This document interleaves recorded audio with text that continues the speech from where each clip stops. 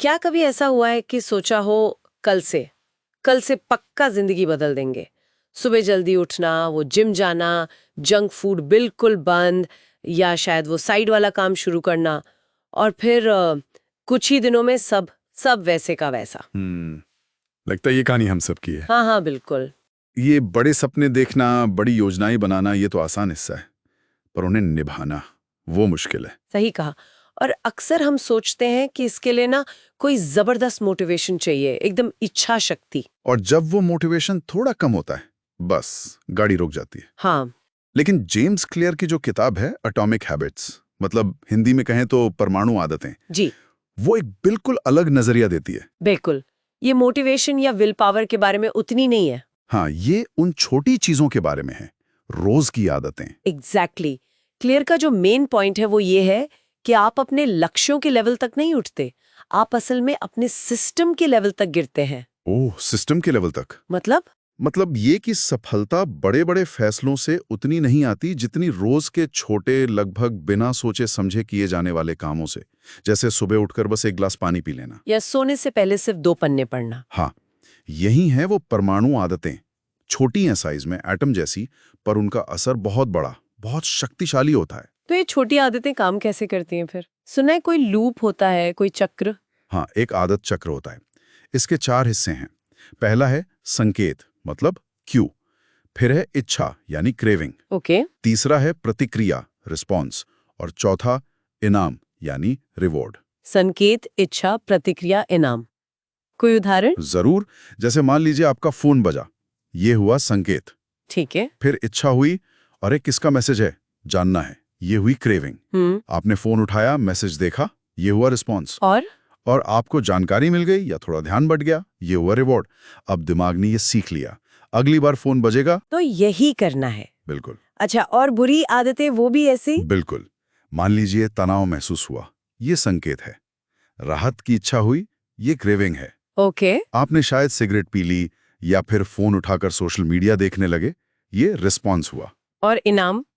इनाम मिला कि थोड़ी देर के लिए तनाव कम लगा या ध्यान बट गया, तो दिमाग ने सीखा अगली बार तनाव हो तो ये करो। बाप रे। तो ये चक्र ही है जो हमें अच्छी या बुरी आदतों में एक तरह से फंसा देता है। हाँ। पर अच्छी बात यह है कि अगर हम समझ जाएं कि ये बनता कैसे है, तो हम इसे बदल भी सकते हैं। बिल्कुल। और यहीं पर क्लियर की असली गाइडेंस काम आती है।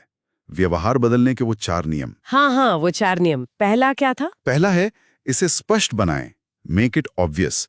मतलब अच्छी आदत का जो संकेत है वो एकदम सामने दिखना चाहिए। जैसे अगर सेहतमंद नाश्ता करना है तो रात को ही फल या ओट्स निकालकर काउंटर पर रख दें, सुबह उठते ही दिखेगा। अच्छा। कसरत करनी है तो जूते दरवाजे के पास रख दें।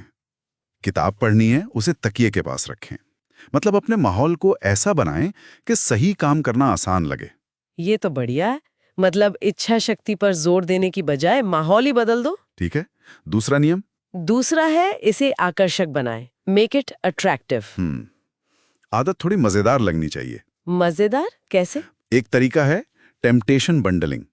मतलब किसी ऐसी चीज के साथ आदत को जोड़ दें जो आपको पहले से पसंद है। अच्छा, जैसे कि? मान लीजिए आपको कसरत करना उबाऊ लगता है, पर अपना फेवरेट पॉडकास्ट सुनना बहुत पसंद है। हाँ, ये तो होता है। तो नियम बना लें कि वो पॉडकास्ट सिर्फ तभी सुनेंगे जब आप कसरत कर रहे होंगे। अरे वाह, तो कसरत का बहाना भी मिल गया और पॉडकास्ट भी सुन लिया।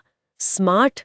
ठीक है, तीसरा नियम, वो सबसे जरूरी बताया जाता है। हाँ, तीसरा है, इसे आसान बनाएं, मेक इट इजी। ये शायद सबसे ज्यादा जरूरी है। क्यों? क्योंकि आदतें अक्सर इसलिए नहीं छूटती कि हम आलसी हैं, वो इसलिए छूटती हैं क्योंकि हमने उन्हें शुरू में ही बहुत मुश्किल बना दिया होता है। हाँ, ये बात तो है। यहाँ पर लक्ष्य परफेक्ट होना नहीं है, बस शुरू करना और बने रहना है। यहीं पर वो 2 मिनट का नियम आता है। 2 मिनट नियम, ये क्या है? कोई भी नई आदत शुरू करनी है तो बस ये तय करें कि आप उसे सिर्फ 2 मिनट के लिए करेंगे। सिर्फ 2 मिनट? हाँ। रोज किताब पढ़नी है, बस एक पैरा पढ़ें, 2 मिनट से कम लगेगा। रोज मेडिटेशन करना है, 2 मिनट बैठें। रोज दौड़ना है, बस जूते पहनकर घर से बाहर निकल जाएं। अरे, ये तो किया जा सकता है। 2 मिनट तो कोई भी निकाल सकता है। बिल्कुल। मोमेंटम बनाना जरूरी है। एक बार शुरू हो जाए फिर धीरे धीरे बढ़ा सकते हैं। शुरुआत में परफेक्शन नहीं, कंसिस्टेंसी चाहिए। सही बात। हम अक्सर पहले ही दिन मैराथन दौड़ने की सोच लेते हैं। ठीक है, चौथा नियम? चौथा है, इसे संतोषजनक बनाएं। Make it satisfying. संतोषजनक मतलब दिमाग को तुरंत कोई फीडबैक मिलना चाहिए, कोई छोटा सा इनाम, ताकि वो उस काम को दोबारा करना चाहें। तुरंत कैसे? अपनी प्रोग्रेस को ट्रैक करें। जैसे एक कैलेंडर लें और जिस दिन आप अपनी आदत पूरी करें उस पे एक बड़ा सा टिक लगा दें। अच्छा, वो चेन बनती जाएगी। हाँ, वो चेन न टूटे, ये अपने आप में एक संतोष देता है। छोटी जीत का एहसास होता है। ये दिमाग को बताता है कि हाँ, ये करना अच्छा है। तो ये 4 नियम हो गए अच्छी आदतें बनाने के लिए। स्पष्ट बनाए, आकर्षक बनाए, आसान बनाए और संतोषजनक बनाए। बिल्कुल। और अगर किसी बुरी आदत से छुटकारा पाना हो तो बस इन्हीं नियमों को उलट देना है। मतलब अदृश्य बनाए। Make it invisible. अगर फोन बहुत परेशान करता है तो उसे नजर से दूर रखें, दूसरे कमरे में। ओके। अनाकर्षक बनाएं। उस आदत के बुरे नतीजों को बार बार सोचें। धूम्रपान कितना हानिकारक है ये याद रखें। ठीक है। कठिन बनाएं। अगर सोशल मीडिया की लत है तो एप्स डिलीट कर दें या पासवर्ड इतना मुश्किल रखें कि बार बार लॉगिन करना पड़े। हाँ, थोड़ा मुश्किल हो जाएगा तो शायद कम करेंगे। और चौथा, असंतोषजनक बनाएं। शायद किसी दोस्त को बता दें कि आप ये आदत छोड़ रहे हैं। एक अकाउंटेबिलिटी पार्टनर।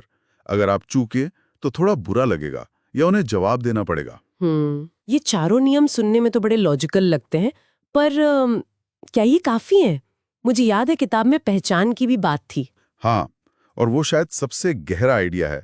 पहचान आधारित आदतें, आइडेंटिटी बेस्ड हैबिट्स। पहचान आधारित। क्लियर कहते हैं कि असली टिकाऊ बदलाव तब आता है जब हमारी आदतें हमारी पहचान का हिस्सा बन जाती हैं। इसका क्या मतलब हुआ? मतलब ये कि सिर्फ ये सोचने के बजाय कि मुझे रोज दौड़ना है, ये नतीजे पर आधारित सोच है। ये सोचे कि मैं एक धावक हूँ। ओह, मैं एक धावक हूँ। हाँ, हर बार जब आप दौड़ने जाते हैं, चाहे सिर्फ 5 मिनट के लिए क्यों ना हो, आप असल में अपनी इस धावक वाली पहचान को वोट दे रहे होते हैं।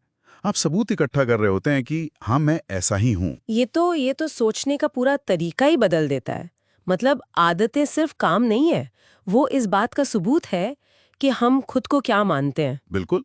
और जब आपकी पहचान बदलती है तो आदतें बदलना बहुत आसान हो जाता है, क्योंकि तब आप वो काम इसलिए नहीं कर रहे कि आपको करना चाहिए, बल्कि इसलिए कर रहे हैं क्योंकि आप वैसे ही हैं। तो ये जो बात थी कि लक्ष्य भूल जाओ, सिस्टम पर ध्यान दो, वो इसी से जुड़ी है। हाँ, काफी हद तक।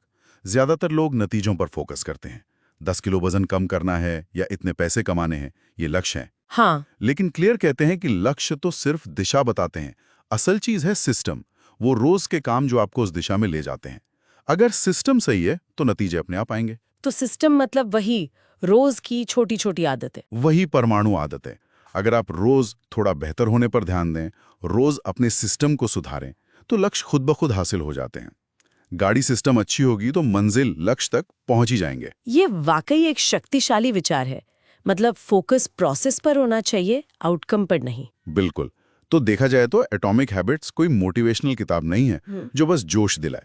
ये एक प्रैक्टिकल गाइड है, एक फ्रेमवर्क है। हाँ, एक तरह का नक्शा है आदतें बदलने का। सही कहा। ये समझाती है कि सफलता कोई एक बड़ी छलांग नहीं है, वो तो रोज लिए गए हजारों छोटे छोटे शांत और लगातार सही फैसलों का नतीजा है। तो अंत में बात यही है कि आज हम जो छोटी छोटी आदतें बनाते हैं, चुनते हैं, हाँ, वही कल हमारे व्यक्तित्व को, हमारी पहचान को और हमारी जिंदगी को आकार देंगी। सोचने वाली बात है वाकई। तो सवाल यही रह जाता है, आज ऐसी कौन सी बस एक छोटी सी परमाणु आदत है जिसे शुरू किया जा सकता है? शायद यही सवाल अपने श्रोताओं के लिए छोड़ते हैं आज। इस पर विचार जरूर करें।